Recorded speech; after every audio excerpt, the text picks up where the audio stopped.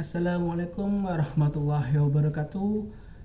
Perkenalkan, nama saya Muhammad Taufiq Subarkah dari Prodi Tadris Ilmu Pengetahuan Sosial semester 2. Yang saya hormati dan saya takdimi Kiai Haji Hasan Mutawakil Allah SHMM selaku pengasuh Pondok Pesantren Zainul Hasan Genggong.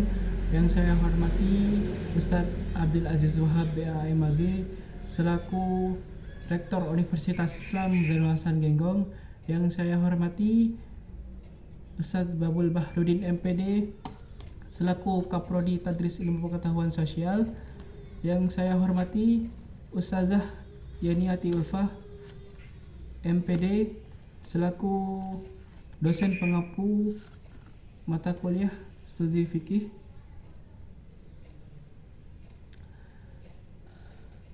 Baik, saya akan menjelaskan mengenai sejarah fikih pada masa tabi'in dan masa sekarang.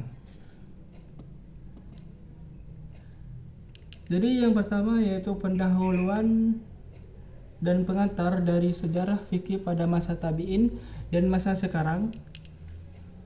Jadi definisi fikih itu sendiri adalah ilmu yang membahas hukum Islam berdasarkan Al-Quran, hadis, ijma' dan qiyas. Lalu peran penting dari fikih ialah sebagai pedoman dalam kehidupan umat Islam dalam berbagai aspek seperti ibadah, muamalah, dan hukum. Lalu pembagian sejarah fikih dibagi menjadi 4, yaitu pertama pada masa Rasulullah, yang kedua masa Khulafaur Rasyidin, yang ketiga masa tabi'in, pembentukan mazhab, dan yang keempat pada masa sekarang atau biasa disebut dengan fikih kontemporer.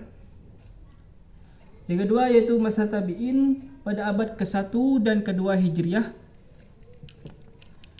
Jadi siapa tabi'in itu? Tabi'in adalah generasi setelah sahabat yang belajar langsung dari mereka, lalu hidup sekitar abad ke-1 dan ke-2 Hijriah. Ciri-ciri fikih pada masa tabi'in yang pertama ialah mulai berkembangnya metode ijtihad. Lalu munculnya perbedaan pendekatan hukum antara madrasah Hijaz yaitu hadis dan madrasah Irak atau Ra'yu. Ra'yu adalah konteks Islam yang merujuk pada hasil pemikiran dan pendapat yang digunakan untuk menetapkan hukum Islam dan untuk mencari solusi dari sebuah permasalahan. Lalu awal mula terbentuknya mazhab-mazhab fikih besar, dan yang terakhir yaitu perkembangan usul fikih sebagai dasar hukum. Berikutnya yaitu ulama fikih terkemuka pada masa tabi'in ialah yang pertama Sa'id bin Al-Musayyib yang mendirikan madrasah Hijaz berfokus pada hadis, dan yang kedua Al-Qamah bin Qais madrasah Irak yang mengembangkan metode Ra'yu. Yang ketiga Hasan Al-Basri dikenal dengan keilmuannya dalam fikih dan tasawuf. Yang keempat yaitu Imam Abu Hanifah, murid dari ulama tabi'in, pendiri mazhab Hanafi. Berikutnya yaitu masa fikih masa sekarang atau biasa disebut dengan fikih kontemporer. Perubahan dari aspek sosial dan teknologi, di mana kemajuan teknologi dan globalisasi itu memunculkan banyak persoalan baru dalam fikih, di mana hukum yang tidak ada sebelumnya itu harus melakukan ijtihad oleh mujtahid dalam era sekarang untuk mencari hukum-hukumnya.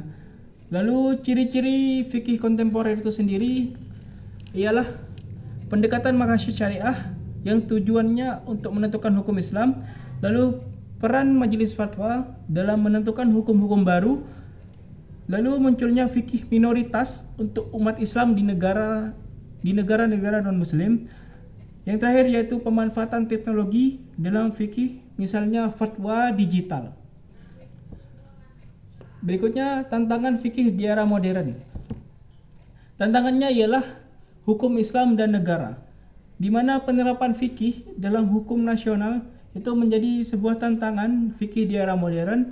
Lalu fikih muamalah digital, misalnya hukum transaksi online yang sekarang beredar luas seperti cryptocurrency dan fintech syariah. Itu adalah tantangan di era modern untuk menentukan hukum-hukum baru.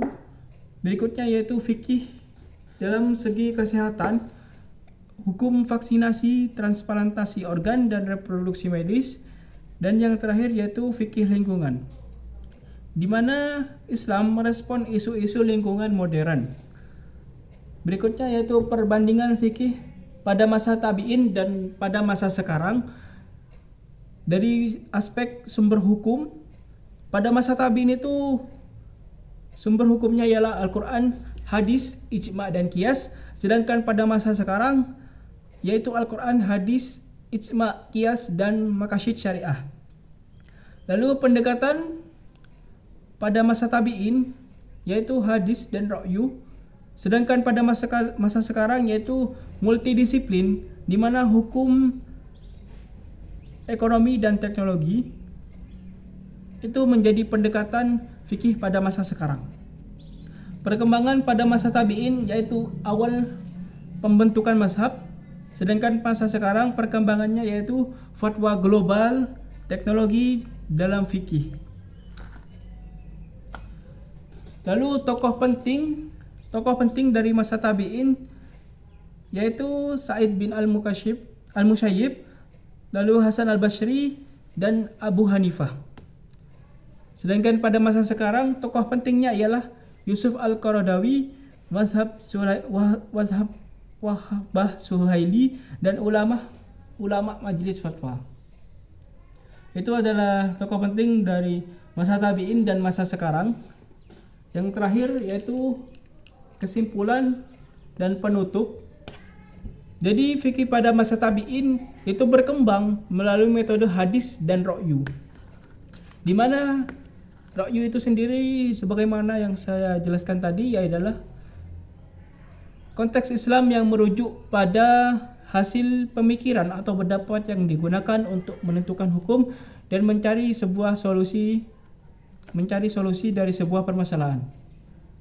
Lalu yang kedua yaitu mazhab fikih mulai terbentuk sebagai respon terhadap kebutuhan umat di masa modern. Lalu fikih di era modern atau fikih kontemporer berkembang dengan mempertimbangkan aspek maqasid syariah dan tantangan zaman. Untuk dilakukannya ijtihad oleh mujtahid menentukan hukum-hukum yang tidak ada sebelumnya. Dan yang terakhir ialah fatwa dan lembaga fikih menjadi penting dalam menyelesaikan persoalan kontemporer atau di era sekarang ini. Baik, mungkin itu saja yang bisa saya sampaikan. Kurang lebihnya mohon maaf. Wassalamualaikum warahmatullahi wabarakatuh.